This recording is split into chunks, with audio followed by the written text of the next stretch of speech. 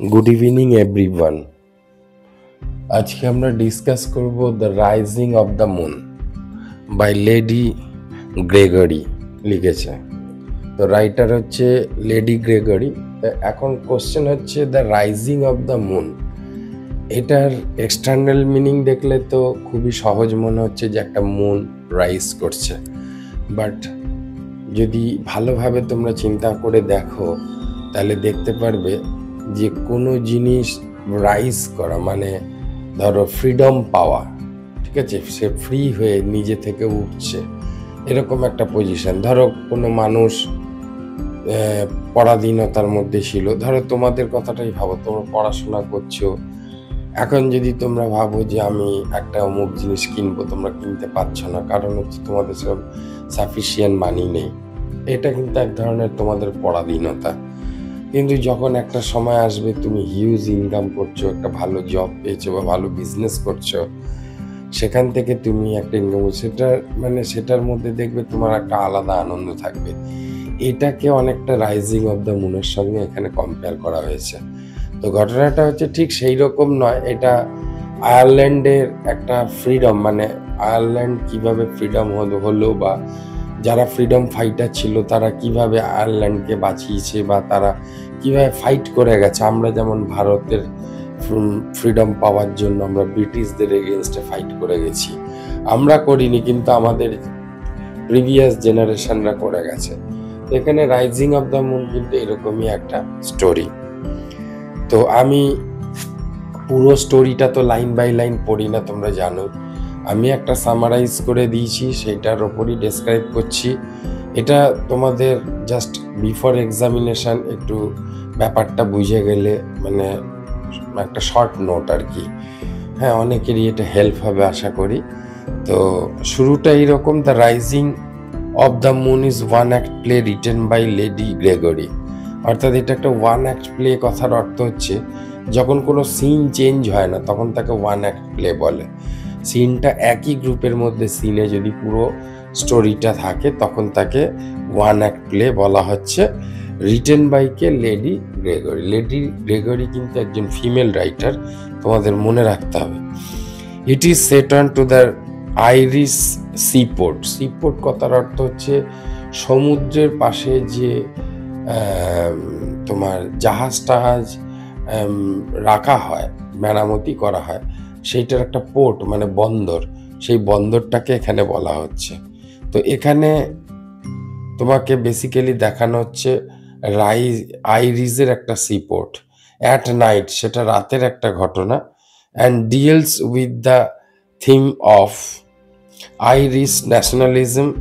এবং এই স্টোরিটার মধ্যে বলছে যে এই যে নাইটের একটা দৃশ্য তুলে ধরা হয়েছে আইরিজের একটা সমুদ্র বন্দরে, সেখানে কি কি জিনিস লুকিয়ে রয়েছে এই স্টোরিটার মধ্যে বা এই ড্রামাটার মধ্যে।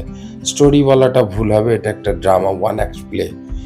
তো ন্যাশনালিজম আছে, ন্যাশনালিজম মানে হচ্ছে জাতীয়তাবোধ। প্যাট্রিয়টিজম আছে মানে দেশপ্রেম, অ্যান্ড কনফ্লিক্ট আছে। এখানে কনফ্লিক্ট কথার অর্থ কিন্তু কর্তব্য, অর্থাৎ আমরা আমাদের দেশে বসবাস করি, সবসময় যে পুলিশেরই কর্তব্য তা নয়। অনেক ছোটোখাটো জিনিস আমরা কি করি না, আমরা ভুলভ্রান্তি দেখলে আমরাও থানায় খবর দিয়ে দিই, বা আলটিমেট আমাদের উদ্দেশ্য হচ্ছে দেশকে বাঁচানো। বিটুইন ডিউটি অ্যান্ড সিম্প্যাথি, এখানে একটা ক্যারেক্টার আছে, সেখানে সেই ক্যারেক্টারে দু রকমের আচরণ তাকে করতে হয়েছে, মানে এই ক্যারেক্টারের মধ্যে দু রকম বিহেভ তাকে করতে হয়েছে কোনো একজন ইন্সপেক্টরকে। সেখানে কি কি বিহেভ করতে হয়েছে? নাম্বার 1, তাকে ডিউটি মেনটেন করতে হয়েছে, আর নাম্বার 2, তাকে কিন্তু সিম্প্যাথেটিক হতে হয়েছে কোনো একজন পার্সনের প্রতি। The play takes place on the quiet war the sergeant, এখানে সার্জেন্ট বলতে পুলিশের যে হেড থাকে তাদেরকে সার্জেন্ট বলা হয়। তো সার্জেন্ট অ্যান্ড 2 পুলিশম্যান, তাহলে এই ড্রামার মধ্যে শুরুতেই দেখা যাচ্ছে একজন সার্জেন্ট মানে যে অপারেট করছে তার আন্ডারে 2জন পুলিশম্যান আছে, তাদেরকে তিনি ডিউটি সাজিয়ে দিচ্ছে। তারা পোর্টে এসছে, আইরিশ পোর্টে, সেই বন্দরে। এটার কারণ হচ্ছে কোনো একজন পার্সন মানে এইরকমই একজন ফ্রিডম ফাইটার মানে দেশপ্রেমিক যেটাকে বাংলায় বলে। তো মানে তারা অনুমান করতে পেরেছে, ব্রিটিশরা, এটা ব্রিটিশের আন্ডারে ছিল, তো তারা অনুমান করতে পেরেছে যে সেই দেশপ্রেমিক লোক, ঠিক আছে, সে ওই পোর্ট বা সেই সি পোর্টে আসবে, তাকে ধরতে হবে, অ্যারেস্ট করতে হবে। এবং সেই জন্যই সেখানে সেই পোর্টে একজন বড় মাপের, মনে করো যে সার্জেন্টকে পাঠানো হয়েছে এবং তার আন্ডারে 2টো পুলিশ দেওয়া হয়েছে। তো সেটারই কথা বলছে, সেই সময়টা ছিল নাইট। তো এখানে সেই মানে আইরিসের যে তোমার এই যে যার সার্জেনের কথা বলা হয়েছে, সার্জেন কিন্তু আইরিশেরই লোক, মানে সে আইরিশ বলতে আয়ারল্যান্ড আর কি, যারা আয়ারল্যান্ডের অধিবাসী তাদেরকে আইরিশ বলে। তো আয়ারল্যান্ডেরই লোক, কিন্তু সে একটা বড় পুলিশ অফিসার, সার্জেন। তার আন্ডারে যে 2জন পুলিশ আছে তারাও কিন্তু আইরিশেরই লোক, ঠিক আছে, ব্রিটিশ নয়। এখন এখানে 2টো কনফ্লিক্ট রয়ে যাচ্ছে, যে তারা দেশকে বাঁচাবে নাকি দেশের যারা কাজ করছে দেশকে বাঁচানোর জন্য তাদেরকে ধরিয়ে দেবে। এটাই হচ্ছে বড় ব্যাপার। The play takes the place onto the quiet where the sergeant and 2 policemen are searching for the dangerous offered of reward for the catching him. অর্থাৎ সেই যে তোমার ফ্রিডম ফাইটার, তাকে যদি ধরে দিতে পারে তার জন্য বিশাল বড় এক ধরনের অফার রেখেছে, রেওয়ার্ড রেখেছে, যে হয়তো একে ধরিয়ে দিতে পারলে 10 লক্ষ টাকা দেব। তো এটা জনগণের মধ্যে তারা কি করেছে না, পাবলিশ করে দিয়েছে। The policeman leave and the sergeant says alone to the keep of watch. তার মানে পুলিশম্যানরা লিভ বলতে কোথায় লিভ করলো না, তাদেরকে হয়তো বাইরের পোর্শনটা মানে আউটসাইড অফ দ্য পোর্ট সেই জায়গায় নজরদারি করতে বলেছে। আর এখানে যিনি হচ্ছে সার্জেন্ট, তিনি কিন্তু পোর্টের একদম প্রপার জায়গায় দাঁড়িয়ে আছেন। অ্যালোন কথার অর্থ হচ্ছে একা, কিপ ওয়াচ মানে সে পর্যবেক্ষণ করছে। সুন মানে খুব অল্প সময়ের মধ্যেই, র্যাগড মানে ছেঁড়া ফাটা এরকম ধরনের বা ময়লা। ব্যালেড হচ্ছে এক ধরনের গীতিনাট্য, মানে ধরো গীতিনাট্য কথার অর্থ হচ্ছে কোনো একটা নাটক যদি গানের মাধ্যমে হয়, বা কোনো একটা নাটকের মধ্যে কিছু কিছু জায়গায় দেখবে গান থাকে, সেই গানের মাধ্যমে কিন্তু নাটকের অনেক অংশ তুলে ধরা হয়। এইরকম ধরনের যারা সিঙ্গার, সেইরকম একজন সিঙ্গারকে দেখা গেল। তা সেই সিঙ্গার অ্যাপিয়ার্স মানে প্রবেশ করলো বা পৌঁছালো কোথায়, ওই যে সি পোর্টে।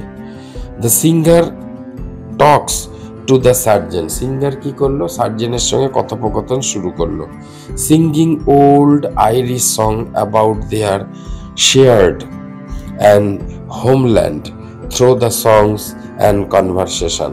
মানে এই যে সার্জেন আছে, তাকে দেশের মাটির যে গান, আইরিশের ভূমির যে গান, অর্থাৎ দেশাত্মবোধক যে গান, সেই গানগুলো করে করে ওনাকে শোনালো এবং তার সঙ্গে কথোপকথন করতে লাগলো।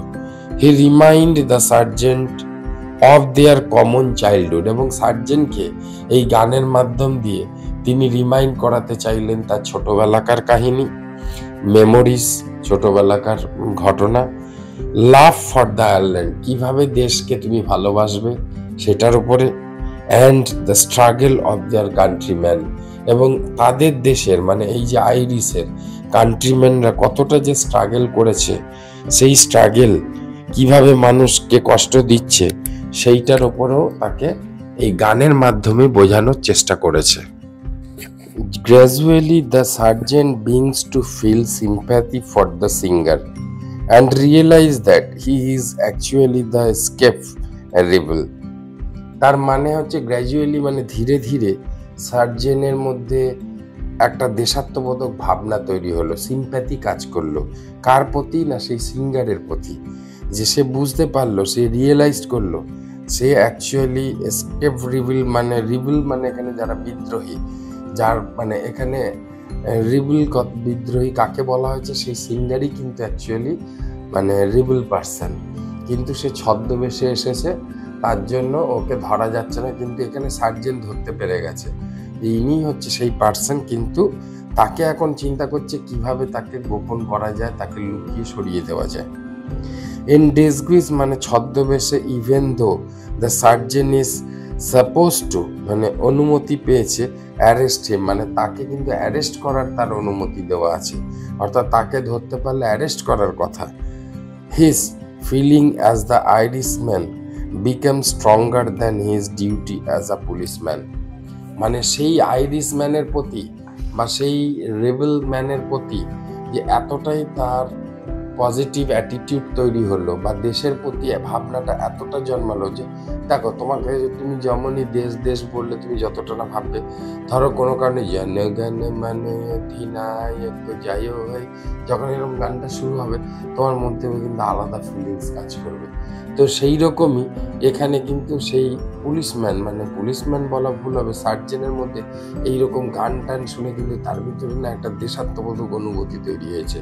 তার ফলে সে যে একজন পুলিশম্যান সে কিছু সময়ের জন্য ভুলে গেছে, এবং সেটা ভুলতে সহযোগিতা করেছে কে না সেই রেবেল ম্যান বা সেই গায়ক।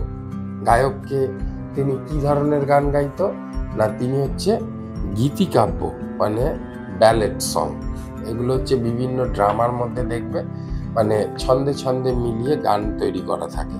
when the other policeman return, যখন অন্য ওই যে দুটো পুলিশম্যান ছিল ওরা যখন রিটার্ন করলো, স্যার স্যার পেয়েছেন বা কিছু এরকম বোঝাতে চাইছে, the sergeant hide the rebel man.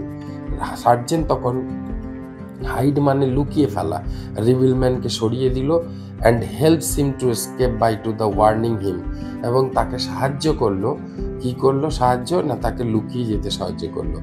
Warning him to leave the quickly, এবং তাকে ওয়ার্নিং করলো তাড়াতাড়ি তুমি লুকিয়ে যাও।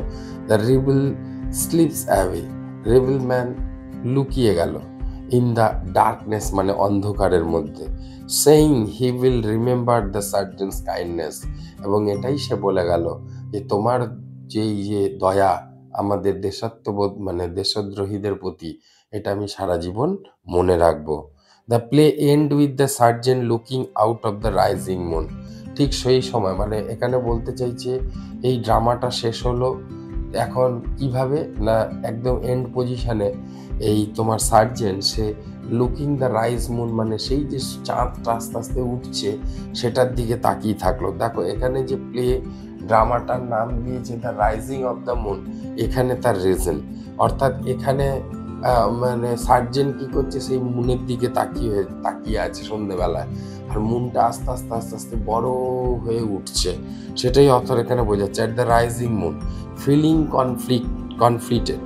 কনফ্লিক্টেড মানে সে কি করছে না, তার মধ্যে দু রকমের মনোভাব তৈরি হচ্ছে। দু রকমের কি কি, একটা হচ্ছে ও গভর্নমেন্টকে ফাঁকি দিয়েছে, যেটা তার ড্রেসে পড়ানোর সময় তাকে শপথ করতে হয় যে না আমি প্রপার ওয়েতে কাজ করব, সেখানে কিন্তু ও একটা আসামিকে সে লুকিয়ে দিয়েছে, অর্থাৎ এটা এক ধরনের সে আইনের বিরোধী কাজ করেছে। অপরদিকে কিন্তু সে একটা দেশাত্মবোধক মানুষকে বাঁচিয়েছে, যে রিয়েল হচ্ছে সে যে আইরিশের মাটির মানুষ, সে তো তার নিজের জন্য কিছু করছে না, সে অ্যাকচুয়ালি তা আইরিশকে বাঁচাবার জন্য ফ্রিডম পাওয়ার জন্য লড়াই করছে। তো ওয়াই নট তাকে সাহায্য করবে না। তো এইখানের দিক দিয়ে যদি চিন্তা করা যায় তাহলে সার্জেন্ট মনে করছে যে সে একটা ভালো কাজ করেছে। He knows he has broken the law, সে জানে যে সে আইনটাকে অমান্য করেছে, but he also feel the closer to his country and people, এবং সে এটা ফিল করেছে সে খুব মানে কান্ট্রির মানে তার দেশের প্রতি মানে অনুরাগী হয়েছে এবং মানুষগুলোর প্রতি অনুরাগী হয়েছে, মানে মানুষগুলোর কথা ব্যথা সে বুঝতে পেরেছে, তার জন্য সে কিন্তু সেদিক দিয়ে সে কোনো অন্যায় কাজ করেনি। এইখানেই তোমার ড্রামাটা শেষ হলো। Thank you very much. আশা করি তোমাদের বোঝাতে পেরেছি ঘটনাটা। এটা একটা আইরিশের ফ্রিডম ব্যাপার নিয়ে, ব্রিটিশদের আন্ডারে ছিল একটা সময় আয়ারল্যান্ড, এবং সেখানকার মানুষদের খুব অত্যাচার করা হতো, সেটারই একটা ঘটনা তুলে ধরা হয়েছে, এরকম ভারতেও হয়েছে। তোমাদের যদি ভালো লেগে থাকে অবশ্যই লাইক করো, সাবস্ক্রাইব করো, বন্ধুদের কাছে শেয়ার করো। বারবার একই কথা বলছি, হয়তো তোমরা ভাবছো যে বারবার বলছে, কিন্তু কি করবো বলো, তোমাদের সহযোগিতাই আমাদের কাম্য।